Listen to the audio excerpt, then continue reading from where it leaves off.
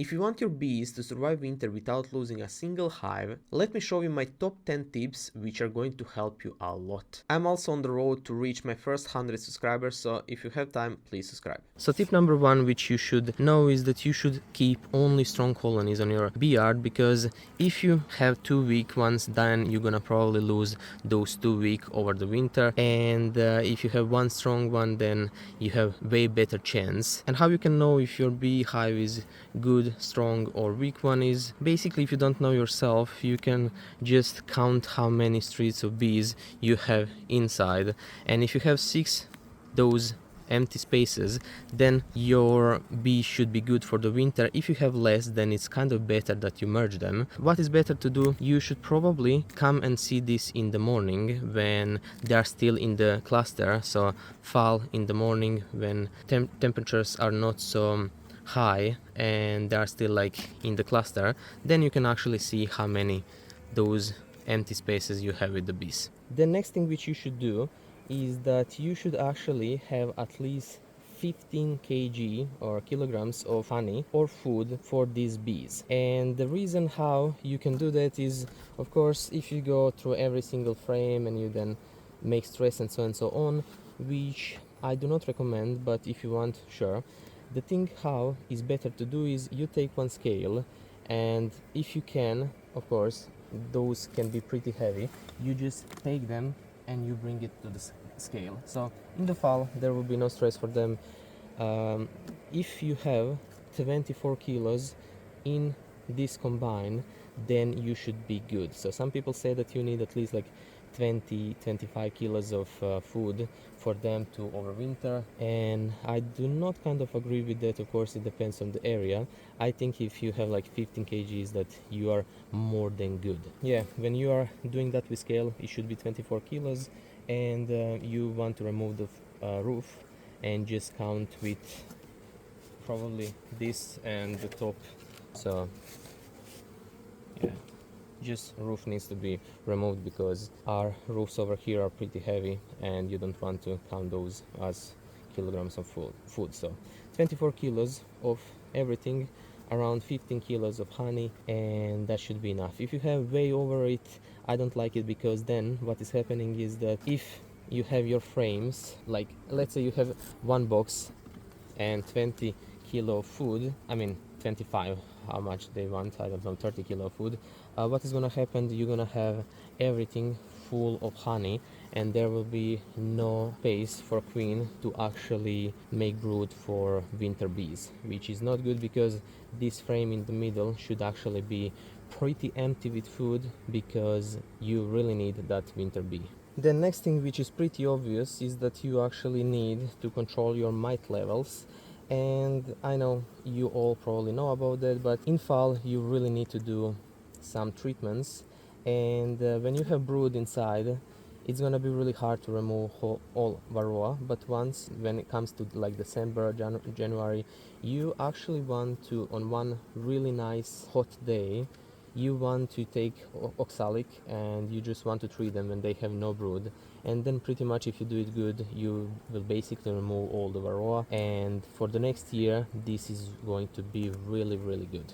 So now this one is really important for me, and thing is which you need to know. So once you make them ready for the winter, you're basically don't want to open them, you don't want to make them any stress, and the only thing which you want to do is you want to do like little peaks. I mean, not little peaks, little peak.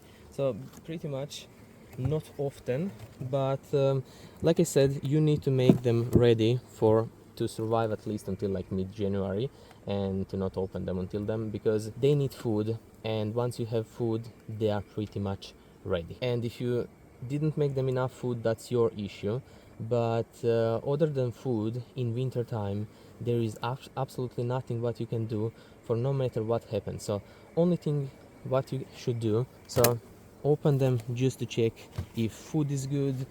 You don't even need to open it like that. If you have the thing like me, you can just see it from here, and then you will not even like put them extra cold inside. But what you want to see, let's say until like end of January or start of February, is how much food they actually have. So let's say that you want to see that, you are not gonna open frame and inspect them, because then whole cluster is gonna just you know what I mean, they will not be in cluster anymore because of stress, because of vibrations.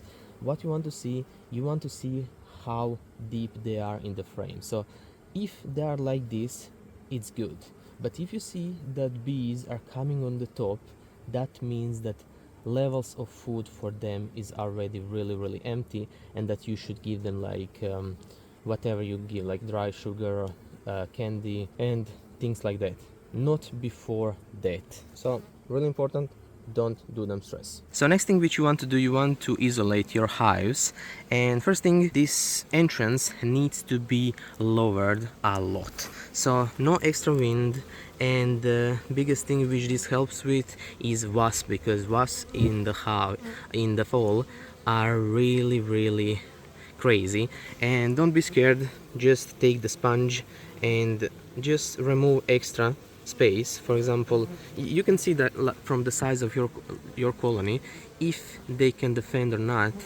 And if they can, you really need to like make this smaller. And the thing is, I'm doing it with sponge, but if you have something like this, you can actually do it with that, it's even better. And pretty much all colonies of mine are just fully reduced, and they actually like it, so I believe. They didn't tell me, but yeah. From insulation on the top, you can already see I'm using this. And what I also have in the roof is styropor. I don't know if that's English word or not, but yeah, this is helping a lot. And if you're using this plastic, you really want to have that on the top as well, because if you don't, then you're gonna have more condensation.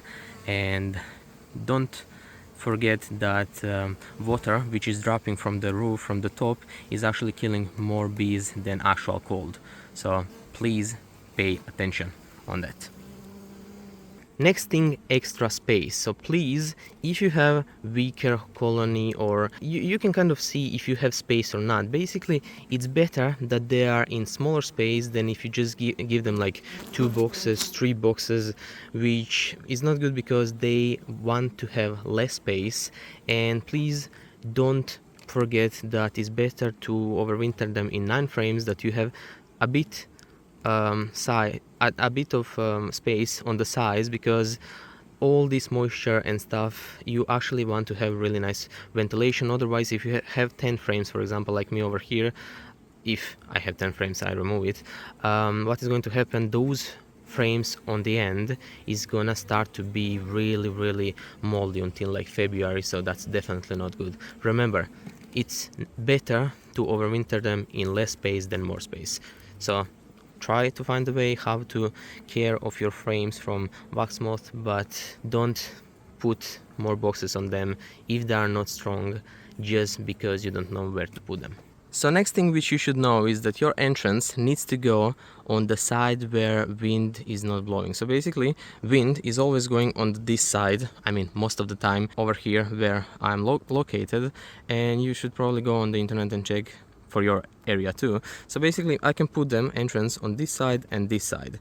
You don't want to put them on this side and this side, because then in the winter, wind is gonna go in the entrance and pretty much is gonna cold whole hive pretty quick. And that's one thing, you should position your bees like that always. Another thing is you need to put them higher from the ground. Ground means moisture, and you do not want to have them on the ground. So this should be pretty clear for everyone. And if you can, of course, in the winter is helping a lot. You can see over here, like if they can get some extra exposure to sun, which is gonna give them some free heat. Next thing is in the cold months, so no extra stress. You don't want to do anything what can damage them. You can just go to the entrance, you can like remove the snow and the bees and so on. The thing which a lot of people do, and is this, basically to check if queen is alive, if they are over here.